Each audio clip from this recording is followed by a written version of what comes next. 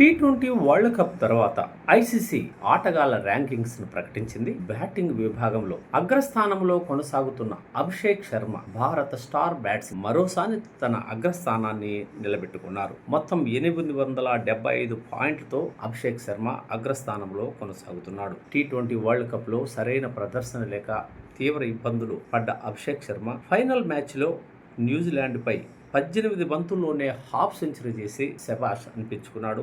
ఈ నేపథ్యంలోనే అతని ఐసీసీ ర్యాంకింగ్స్ మొదటి స్థానాన్ని నిలబెట్టుకోవడం విశేషం. అలాగే మరోవైపు గత 2 ఏళ్లుగా జట్టులో లేని ఇషాన్ కిషాన్ దేశవాళీ క్రికెట్లో సత్తా చాటి తుది జట్టులోకి ఘనంగా ఎంట్రీ ఇవ్వడంతో పాటు టీ20 వరల్డ్ కప్లో అద్భుతమైన ప్రదర్శనతో ఐసీసీ ర్యాంకింగ్స్లో 871 పాయింట్లతో దాదాపు 2వ స్థానానికి దూసుకురావడం.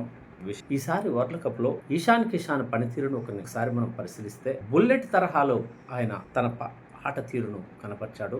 గతంలో ఎన్నడూ లేనంతగా ఆయన విరుచుకుపడడం, ప్రతి బంతిని సిక్సర్గా మలచాలన్న తపనతో ఆయన ముందుకు సాగడం మనం గమనించాం. ఈ నేపథ్యంలోనే ఐసీసీ ర్యాంకింగ్స్లో 2వ స్థానాన్ని ఆయన అందుకోగలిగాడు. అలాగే తెలుగు ఆటగాడు తిలక్ వర్మ కూడా టీ20 వరల్డ్ కప్లో అద్భుతమైన ప్రదర్శన చేశాడు. తనకొచ్చిన అవకాశాన్ని దుర్వినియోగం చేసుకోకుండా దేశం ప్రతిష్ఠ కోసం పెద్ద ఎత్తున ఆయన కృషి చేశాడు.